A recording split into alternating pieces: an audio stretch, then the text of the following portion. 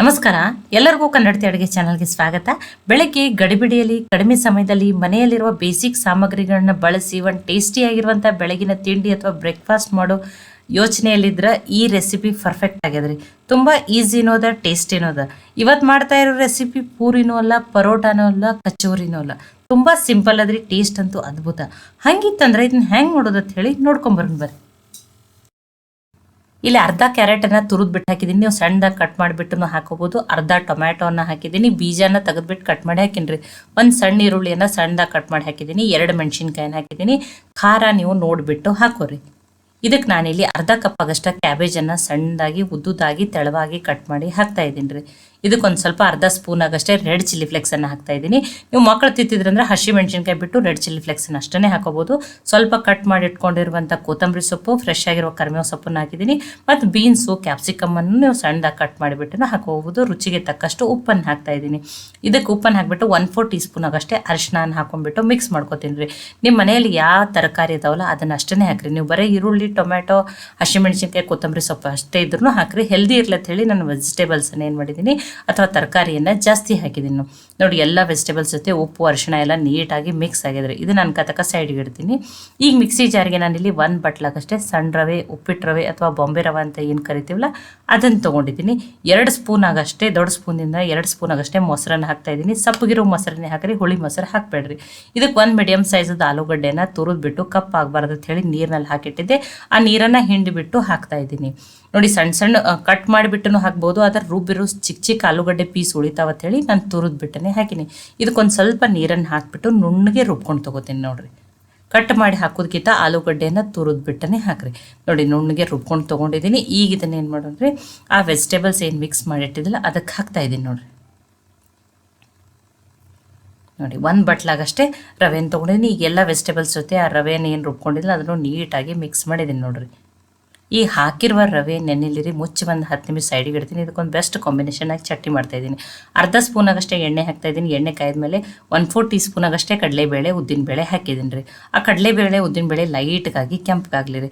ಕೆಂಪಗಾದ್ಮೇಲೆ 1 ದೊಡ್ಡ ಈರುಳ್ಳಿಯನ್ನು ದಪ್ಪದಾಗಿನೇ ಕಟ್ ಮಾಡಿ ಹಾಕಿದ್ದೀನಿ. ನೋಡಿ, 2 ಬೆಳ್ಳುಳ್ಳಿ ಹೆಸಳನ್ನು ಹಾಕಿದ್ದೀನಿ.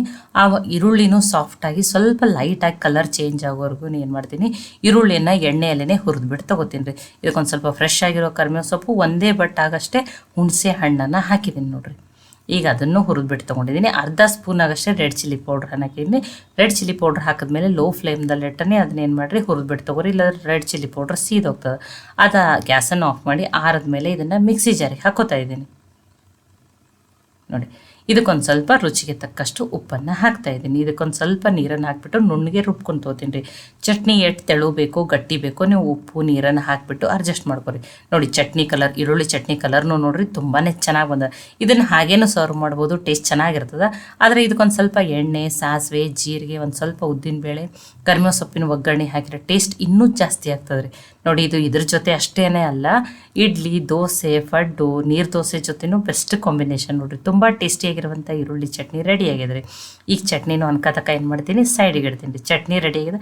ನೀವು ಇದೇ ಚಟ್ನಿ ಮಾಡ್ಕೋಬೇಕಂತೇನಿಲ್ಲ, ಇದು ಅಂತೂ ಬೆಸ್ಟ್ ನೋಡಿರಿ ಈರುಳ್ಳಿ ಚಟ್ನಿ. ಇದ್ರ ಜೊತೆ ಇನ್ನೊಂದು ಒಗ್ಗರಣೆಗೆ ನಾನೇನು ಮಾಡ್ತಾಯಿದ್ದೀನಿ, 1 ಸ್ಪೂನ್ ಆಗಷ್ಟೇ ಎಣ್ಣೆಯನ್ನು ಹಾಕಿದ್ದೀನಿ. ಒಂದು ಅರ್ಧ ಸ್ಪೂನ್ ಆಗಷ್ಟೇ ಜೀರಿಗೆ ಹಾಕ್ತಾಯಿದ್ದೀನಿ. ಜೀರಿಗೆ ಫ್ರೈ ಆದಮೇಲೆ 1/4 ಟೀ ಸ್ಪೂನ್ ಆಗಷ್ಟೇ ಹಿಂಗನ್ನು ಹಾಕಿದ್ದೀನಿ.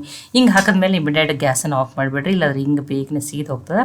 ನೋಡಿರಿ, ಈಗ ಇದು ಒಗ್ಗರಣೆ ರೆಡಿ ಆಗಿದ್ರಿ. ಇದನ್ನು ಒಗ್ಗರಣೆ ಸೈಡ್ಗೆ ಇಡ್ತೀನಿ, ಇದನ್ನು ಆಮೇಲೆ ಯೂಸ್ ಮಾಡ್ತೀನಿ. ಈಗ 10 ನಿಮಿಷ ಆಗ್ಯದ. ನೋಡಿರಿ, ರವೆನೂ ಏನಾಗಿರ್ತದೆ, ಚೆನ್ನಾಗಿ ನೆಂದಿರ್ತದೆ. ನೋಡಿ, ಇನ್ನೂವರೆಗೂ ನಾನು ಇಲ್ಲಿ ಸೋಡಾ ಏನನ್ನು ಬಳಸ್ತೇನೆ ಮಾಡ್ತಾಯಿದ್ದೀನಿ ರೀ. ಈಗ ಆ ಒಗ್ಗರಣೆನ ಅದಕ್ಕೆ ಹಾಕ್ಕೊಂಡಿನಿ. ನೋಡಿರಿ, ಒಗ್ಗರಣೆ ಹಾಕೋದ್ರಿಂದ ಟೇಸ್ಟ್ ಇನ್ನೂ ಜಾಸ್ತಿ ಆಗ್ತದೆ ರೀ. ನೋಡಿ, ಎಲ್ಲನೂ ನೀಟಾಗಿ ಮಿಕ್ಸ್ ಮಾಡಿದ್ದೀನಿ. ನಾನೇನು ಸೋಡಾ ಬಳಸ್ತೇನೆ ಮಾಡ್ತಾಯಿದ್ದೀನಿ. ಇದೇ ರೀತಿನೇ ಇರ್ಬೇಕು ನೋಡಿರಿ, ತುಂಬ ತೆಳು ಮಾಡ್ಕೊಳಕ್ಕೆ ಹೋಗ್ಬೇಡ್ರಿ. ಆ ರವೆಯಲ್ಲಿನೂ ಸ್ವಲ್ಪ ನೋಡಿಬಿಟ್ಟು ನೀರನ್ನು ಹಾಕ್ಕೊಂಡು ರುಬ್ಕೊರಿ. ನೋಡಿ, ಆಲ್ರೆಡಿ ಪ್ಯಾನನ್ನು ಕಾಯ್ಲಕ್ಕೆ ಇಟ್ಟಿದ್ದೆ. 2 ಸ್ಪೂನ್ ಆಗಷ್ಟೇ ಎಣ್ಣೆಯನ್ನು ಹಾಕ್ತಾಯಿದ್ದೀನಿ. 2 ಸ್ಪೂನ್ ಎಣ್ಣೆ ಸಾಕ್ರಿ. ಎಣ್ಣೆ ಕಾಯ್ದ್ಮೇಲೆ ಒಂದು ಅರ್ಧ ಸ್ಪೂನ್ ಆಗಷ್ಟೇ ಬಿಳಿ ಎಳ್ಳನ್ನು ಹಾಕ್ತಾಯಿದ್ದೀನಿ. ಬಿಳಿ ಎಳ್ಳದಿನ ಟೇಸ್ಟ್ ಚೆನ್ನಾಗಿ ಬರ್ತದೆ ಹಾಕ್ತಾಯಿದ್ದೀನಿ. ಇಲ್ಲ ಬೇಡ ಅಂದ್ರೆ ನೀವು ಏನು ಮಾಡ್ಬೋದು, ಸ್ಕಿಪ್ನು ಮಾಡ್ಬೋದು. ಸಣ್ಣ ಸಣ್ಣ ಪ್ಯಾನ್ ಕೇಕ್ ಥರ ಹಾಕೋತಾ ಇದ್ದೀನಿ. ಸ್ವಲ್ಪ ತಿರುವು ಮುಂದೆ ಇದನ್ನು ಹಾಕ್ತದೆ, ಸ್ವಲ್ಪ ದೂರನ್ನ ಹಾಕ್ರಿ. ಇಲ್ಲ ಅಂದ್ರೆ ನೀವೇನು ಮಾಡ್ಬೋದು, ಉತ್ತಪ್ಪ ಥರ ದೊಡ್ಡನೂ ಹಾಕೋಬೋದು. ಅಥವಾ ದೋಸೆ ಏನು ಮಾಡ್ತೀವಲ್ಲ ಸಣ್ಣ, ಆ ಒಗ್ಗರಣೆ ಕಡಾಯದಲ್ಲಿ ಅದರಲ್ಲಿನೂ ಮಾಡ್ಕೋಬೋದು. ನೋಡಿರಿ, ತುಂಬ ಟೇಸ್ಟಿಯಾಗಿರ್ತದೆ. ತುಂಬ ಸಿಂಪಲ್ ನೋಡಿರಿ, ಟೇಸ್ಟ್ ಅಂತೂ ಅದ್ಭುತ. ಈ ರೀತಿ ಹೆಲ್ದಿಯಾಗಿ ಮಾಡಿ ಮಕ್ಳಿಗೂ ತಿನ್ಬೋದು ಅಥವಾ ನೋಡಿ ದೊಡ್ಡವ್ರಿಗೂ ಇಷ್ಟ ಆಗ್ತದೆ. ದಿನ ಇಡ್ಲಿ ದೋಸೆ ಉಪ್ಪಿಟ್ಟು ಅವಲಕ್ಕಿ ತಿಂದು ಬೇಜಾರಾಗಿತ್ತಂದ್ರೆ ಈ ರೀತಿ ಡಿಫ್ರೆಂಟಾಗಿ ಮಾಡ್ಕೊರಿ, ಟೇಸ್ಟ್ ತುಂಬ ಚೆನ್ನಾಗಿ. ನೋಡಿರಿ ತಿರುಗಿಬಿಟ್ಟು ಎರಡು ಸೈಡ್ ಏನು ಮಾಡಿದ್ದೀನಿ ಬೇಯಿಸ್ಬಿಟ್ಟು ತೊಗೊಂಡಿನಿ ನೋಡಿ. 2 ಸ್ಪೂನ್ ಆಗಷ್ಟು ಎಣ್ಣೆ ಹೇಗಿನ್ಕರೆ ಇನ್ನೂ ಎಣ್ಣೆ ಉಳ್ದದ ನೋಡಿರಿ. ನೋಡಿ 2 ಸೈಡ ಚೆನ್ನಾಗಿ ಬೇದಾವ ನೋಡಿರಿ. ನೋಡಿ ಇಲ್ಲ ನೀವು ಡೀಪ್ ಫ್ರೈ ಮಾಡ್ಕೋತಿದ್ರು ಕ್ರಿಸ್ಪಿ ಇಷ್ಟ ಅಂದ್ರೆ ನೀವು ಇನ್ನೂ ಡೀಪ್ ಫ್ರೈನೂ ಮಾಡ್ಕೋಬೋದು, ಎಣ್ಣೆ ನಡೀತದೆ ಅಂದ್ರೆ. 2 ಸೈಡ್ ಬೇದಾವ. ನಾನು ಈಗ ಇದನ್ನು ಪ್ಲೇಟಿಗೆ ತಗೋತೀನಿ ನೋಡಿರಿ. ಇನ್ನೊಂದು 4 ಹಾಕೋತೀನಿ ರೀ ನಾನು. ನೋಡಿ ಕಲರ್ನು ನೋಡಿರಿ ಎಷ್ಟು ಚೆನ್ನಾಗಿ ಬಂದದ, ಜಾಸ್ತಿ ವೆಜಿಟೇಬಲ್ಸ್ ಅದ ನೋಡಿ, ಕಡಿಮೆ ಮಸಾಲೆನೂ ಅದ ನೋಡಿ, ಎಷ್ಟು ಚೆನ್ನಾಗಿ ಬಂದಾವ ನೋಡಿರಿ. ನೋಡಿ ಇನ್ನೊಂದು 4 ಹಾಕೋತೀನಿ ನಾನು.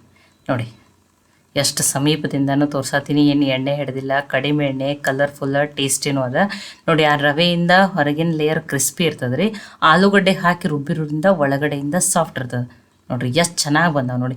ನೀವು ಇದನ್ನು ಸಾಸ್ ಜೊತೆ, ಸೆಜ್ವಾನ್ ಚಟ್ನಿ ಜೊತೆನೂ ಸರ್ವ್ ಮಾಡ್ಬೋದು. ಇದೇ ಚಟ್ನಿ ಅಂತಿಲ್ಲ, ಕಾಯಿ ಚಟ್ನಿ ಜೊತೆನೂ ಸರ್ವ್ ಮಾಡ್ಬೋದು. ನಿಮಗೆ ನೋಡಿ ಮುರಿದು ಬಿಟ್ಟು ತೋರಿಸ್ತೀನಿ ನೋಡಿರಿ ಎಷ್ಟು ಚೆನ್ನಾಗಿ ಬಂದಾವೆ ನೋಡಿ. ನೋಡಿ ಆಲೂಗಡ್ಡೆಯಿಂದ ಒಳಗಡೆ ಸಾಫ್ಟ್ ಇರ್ತದೆ, ರವೆಯಿಂದ ಕ್ರಿಸ್ಪಿ ಇರ್ತದೆ ನೋಡಿರಿ. ನೋಡಿ ತುಂಬಾ ಟೇಸ್ಟಿಯಾಗಿರುವಂಥ ರೆಸಿಪಿ ರೆಡಿಯಾಗಿದೆ ರೀ. ಈ ಈರುಳ್ಳಿ ಚಟ್ನಿ ಅಂತೂ ಬೆಸ್ಟ್ ಕಾಂಬಿನೇಷನ್ ರೀ ಇದಕ್ಕೆ.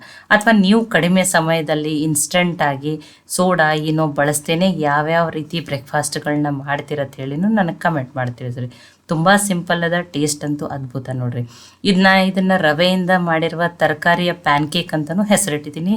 ಈ ರೆಸಿಪಿ ನಿಮ್ಗೆ ಇಷ್ಟ ಆಗಿತ್ತಂದ್ರೆ ಲೈಕ್ ಮಾಡಿ, ಶೇರ್ ಮಾಡಿ, ಕಮೆಂಟ್ ಮಾಡಿರಿ. ಖಂಡಿತ ಟ್ರೈ ಮಾಡಿ ನೋಡಿರಿ. ಮತ್ತು ಒಳ್ಳೆ ಹೊಸ ರೆಸಿಪಿಗಳಿಗಾಗಿ ಕನ್ನಡತಿ ಅಡುಗೆ ಚಾನಲನ್ನು ಸಬ್ಸ್ಕ್ರೈಬ್ ಮಾಡಿ. ಈ ಪ್ಯಾನ್ ಕೇಕ್ ಥರನೇ ಹಾಕೊಳ್ಳೋರು ಇದ್ರಂದ್ರೂ ಭಾಳ ದಪ್ಪ ಹಾಕಬೇಡ್ರಿ. ನಾನು ಯಾವ ರೀತಿ ತೆಳವಾಗಿ ಹಾಕಿನಿಲ್ಲ ಅದೇ ರೀತಿಯೇ ಹಾಕ್ರಿ ನೀವು. ನೋಡಿ ಈಗ ಹೊಸ ಯೂಟ್ಯೂಬ್ದಿಂದ ಅಪ್ಡೇಟ್ ಬಂದದ, ಹೈಪ್ ಅನ್ನೋ ಆಪ್ಷನ್, ಹೈಪ್ ದಿಸ್ ವಿಡಿಯೋ ಅಂತ ಬರ್ತದೆ. ನೀವು ಹೈಪ್ ಮಾಡಿ ಪಾಯಿಂಟ್ಸ್ ಕೊಟ್ರಂದ್ರೆ ಈ ವಿಡಿಯೋ ಇನ್ನೂ ಜಾಸ್ತಿ ಜನಕ್ಕೆ ತಲುಪ್ತದೆ. ಅದಕ್ಕಾಗಿ ನೀವು ಹೈಪ್ ಮಾಡಿ ಕನ್ನಡತಿ ಅಡುಗೆ ಚಾನಲನ್ನು ಸಪೋರ್ಟ್ ಮಾಡಿರಿ. ಎಲ್ಲರಿಗೂ ಧನ್ಯವಾದಗಳು.